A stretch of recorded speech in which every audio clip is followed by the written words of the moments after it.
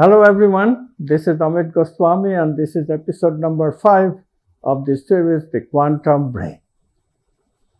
We have gone through all the preliminaries in order to define what quantum physics means, how consciousness becomes captured in the brain so that the brain has a self. This picture is giving us potentialities with which to improve the performance of the brain, potentialities with which to synchronize the brain's performance with the body's performance. Because unlike the materialist, we hold that the body has much to contribute, feelings have much to contribute. When we do improve the brain in this way, a life of happiness and intelligence becomes manifest for you. The benefits are enormous. However, quantum physics also lays out very clearly, in contrast to all previous attempts, that the practices the previous traditions have given us, they have good reasons, they can be backed up by science. Quantum science is backing them up. And when we do it the way that quantum science is giving us directions, namely with the scientific process, then they work. It's not practicing in the dark for a long time and then becoming disappointed that, oh, nothing is happening. That is what has kept us away from transformation. Practices like meditation, spiritual practices which goes beyond meditation, yoga, pranayama. These practices are practices of vital energy, not just controlling or checking up, restraining the outgoing tendencies of the mind. But doing all that without knowing what we are trying to accomplish has not worked. Without knowing the process, a few people did accidentally manage, but most people don't. If we remain in the place that materialist science gives us, that is an acceptable condition. This is the problem. It's not that we become crazy. Yes, we occasionally suffer from a little neurosis, but we recover. And we never lose the quantum properties entirely. So we fluctuate between a little bit of neurosis and a little bit of positive mental health. And on the whole, life becomes tolerable. However, make no mistake about it, a substantial number of people do not even take the steps of getting into positivity. So the world has become a very problem place because the base level human condition is fraught with huge problems. Let me remind you, the me-centeredness. Of course, materialists are happy about that because that fits or seems to fit much of what materialists can handle, consciousness that materialists can handle. And then there is the negative emotional brain circuits. This complicates the situation, particularly when this is combined with miscentredness. This negativity, such as domination and violence, this kind of negativity creates chaos in human societies. Civilization stops. We are seeing some of that in today's world. Materialist science have been around only for the last 60 years or so. Before then, there was a truce. Both science and religion were respected.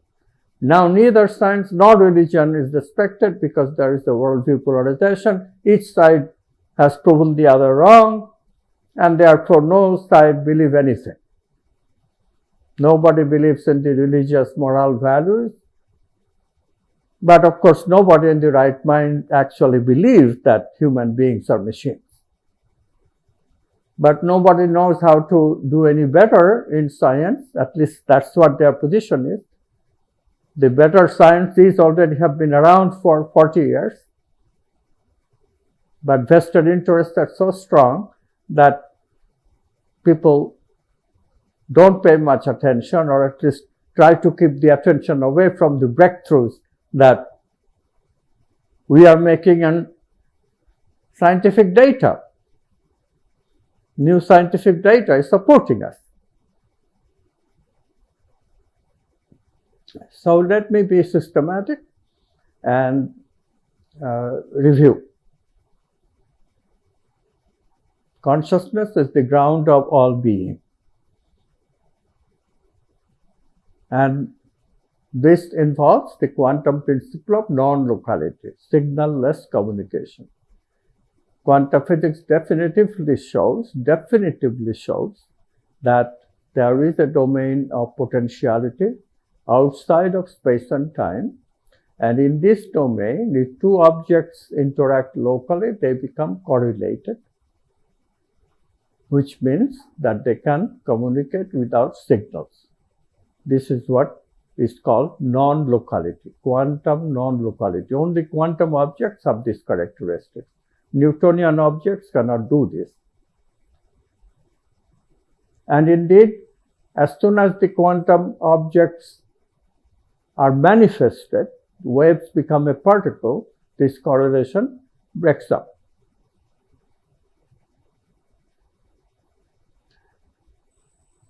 The correlation suggests that the domain itself is a domain of potential oneness. Signal-less communication makes the two one, and this whole domain then is a domain where any object can correlate with another object, and is therefore is a domain of potential oneness. And then quantum measurement theory shows that this oneness is nothing but our consciousness, because in a quantum measurement observation, this oneness breaks up into a subject, consciousness identified with the brain, and the object that consciousness is trying to see using the brain. The world that consciousness is creating as it becomes an experiencer, manifest experiencer. What a beautiful scheme. There is no other way that consciousness can do this except creating this sort of mirage. But it's not a mirage. Mirage is not permanent. Mirage is illusory and temporary. This is not a mirage because it is the same way. Whenever we manifest as subject and object. Same way. Anything that has permanence like this is not mirage, is not illusory. Ancient people made a genuine mistake in thinking that this world, this manifest world, is illusory. Science, especially quantum science, is now completely correcting it. First of all, the world that exists there is permanent, but it's only potentiality. It would have to be manifest.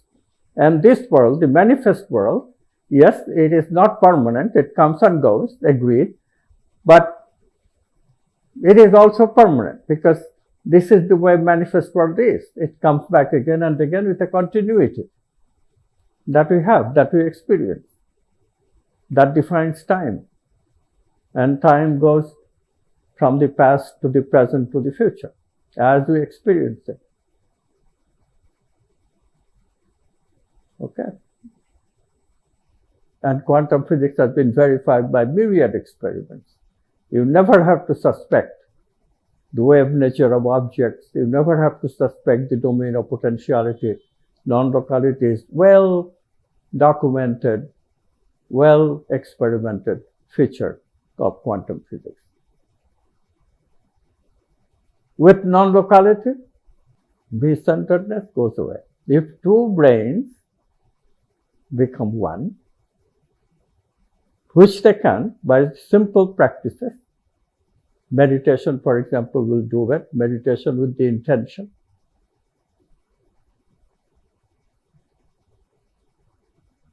This has been measured.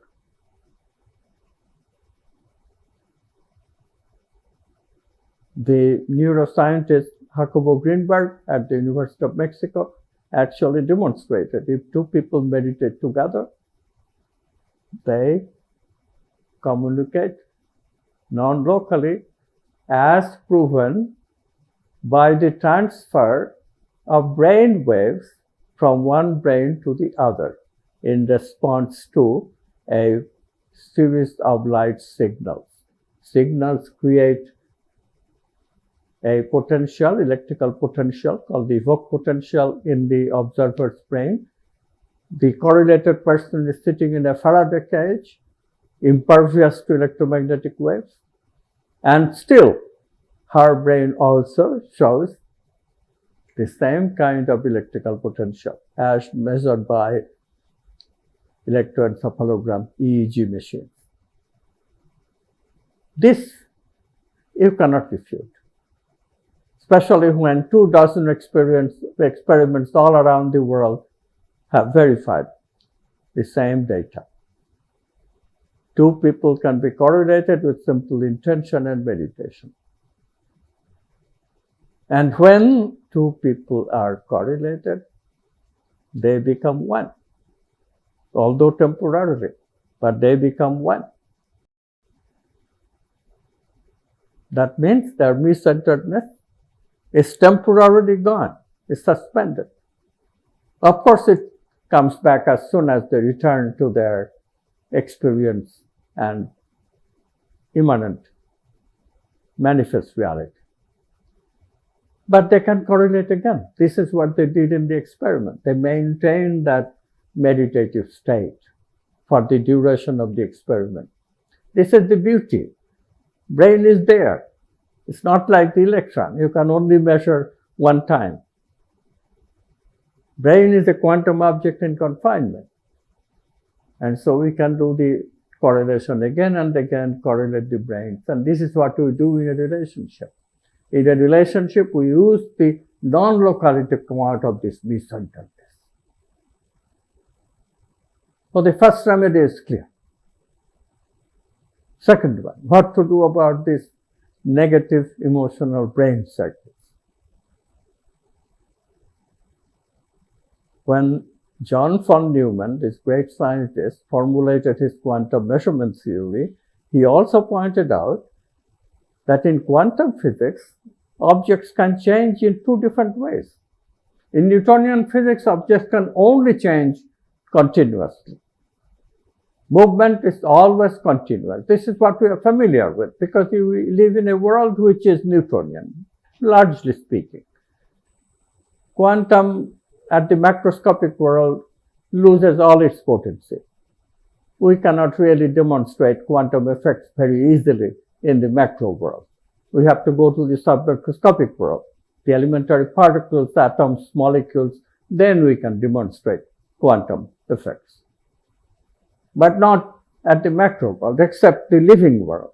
Living world, the quantum is there in our subtle experiences in thinking and feeling, intuition, all this. Von Neumann pointed out a very important thing.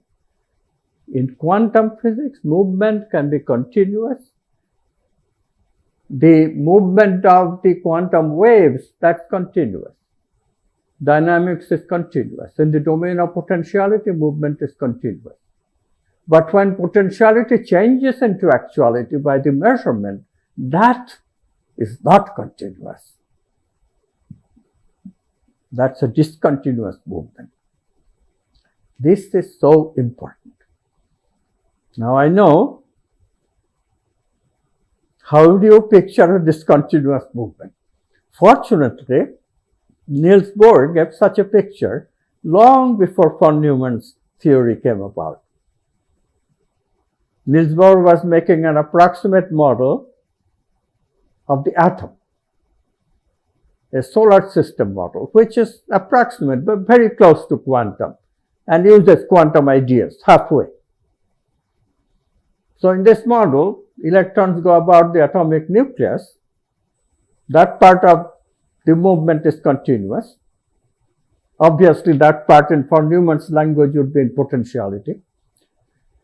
But when the electrons jump from one orbit to another, that's when the electrons are making the transition from potentiality to actuality, and in the process, the observation is done because light is emitted. That's how we know that electron is making that transition. How does the electron make that transition that is tantamount to an observation? It is discontinuous. So Niels Bohr was able to show that when the electron jumps from one orbit to another, it does not go through the intervening space.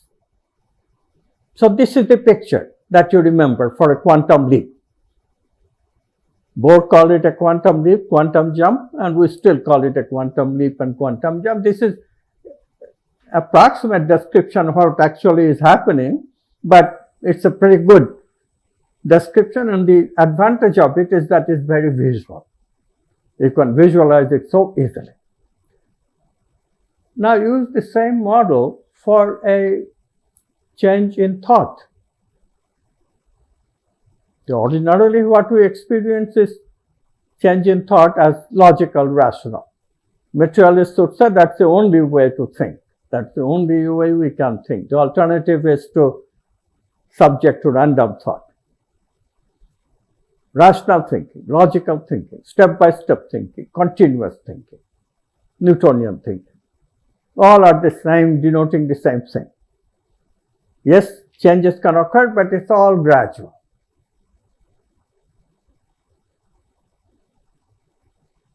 Gradual change is not enough to explore the potentiality. Gradual change keeps us at the same place basically. Yes, it produces changes, but the changes that are available are within the conditioned realm of the mind. Yes, you can change the flavor of ice cream that you will eat today. See? Yes, that's a change, continuous change. It's not much of a change. You can change how you spend the day, but not much of a change. Your thinking basically remains the same. Right? Continuous change. And then there is the creative change. Creativity is discontinuous. In quantum science, we can have creativity because we have that concept of discontinuous movement. So look at what's the picture of creativity. Literally,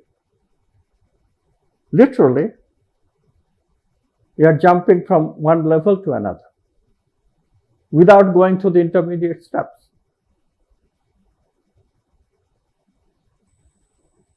See? So that's how we can overcome our conditioned patterns of habit that this negative emotional brain circuits forces us to be. We can transcend negativity. We can become positive. Okay, we can become positive also by continuous means. What we have to do is to remember that we also have pleasure circuits. And this is what people do, neurosis and positivity of pleasure. We are suffering from an ennui, we go out shopping. Right? And I don't begrudge that, it's fine. If you feel a little more sexy by wearing stilettos, I have no complaints. Or if a man goes out and buys a new sports jacket or a new car, if he's wealthy enough, it's okay with me. Pleasure. That makes you positive. And this is why our culture is so much oriented towards entertainment. We have ennui, boring job, boring life, boring continuous thinking, negative emotions, suffering, fights, and then we have entertainment.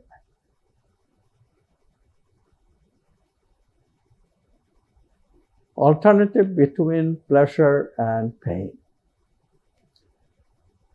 And of course, some people have so much sorrow in their life that they cannot even keep the pleasure in control. When they discover that the pleasure can be obtained with drugs, they succumb so much to this that they develop addiction. Brain also have these addiction circuits.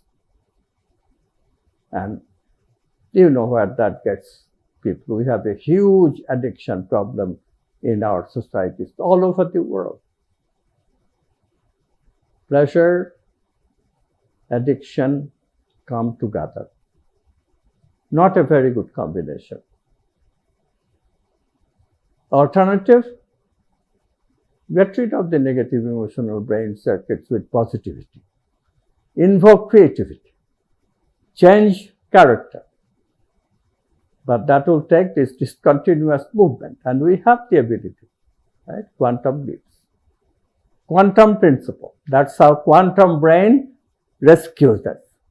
Quantum brain rescues us. Quantum brain is able to change the mind associated with the brain and take the mind to new thinking, brand new thinking. Okay? On what basis? On the basis of the context, new context of the archetypes, the intuitive dimension of the human being.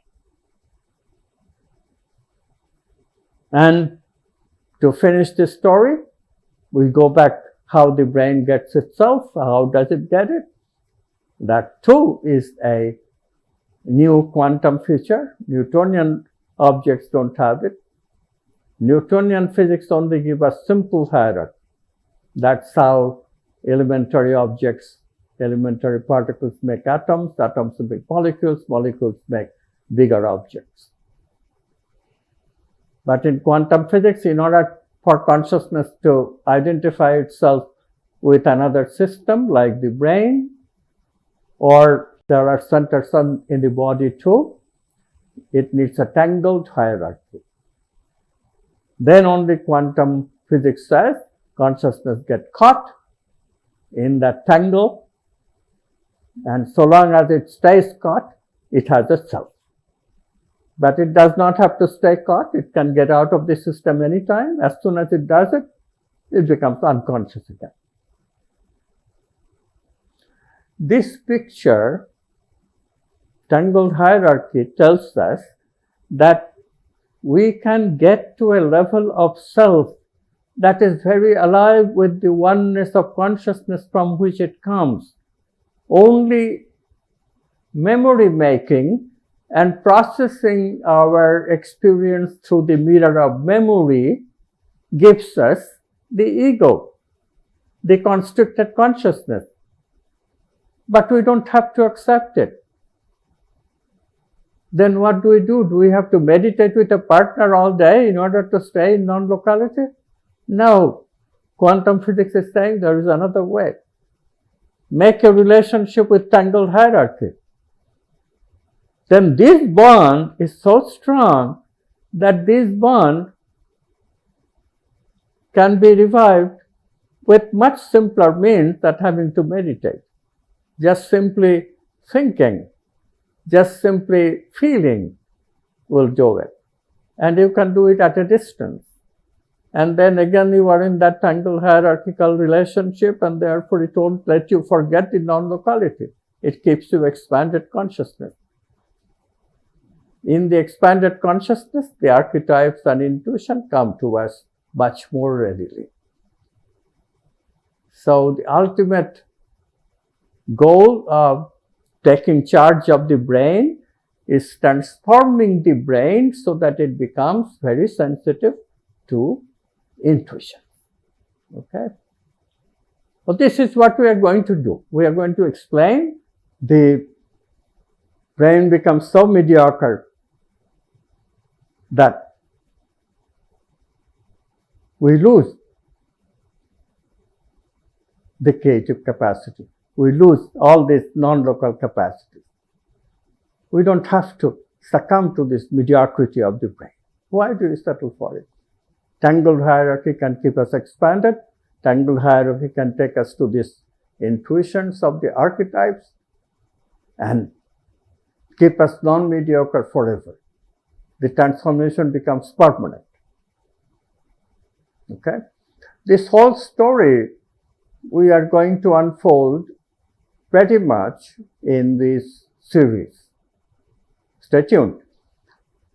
One more thing before I end, which is that there are problems with the materialist picture anyway. So as scientist, how I became motivated is to solve those problems. And as I solve those problems, I fine-tune the way to transform. So as we go into the solution of the problems that materialists cannot solve, we also discover the tricks of how to change the brain, how to become the boss of the brain, and how to transform the brain, how to make the brain's function optimal. Thank you.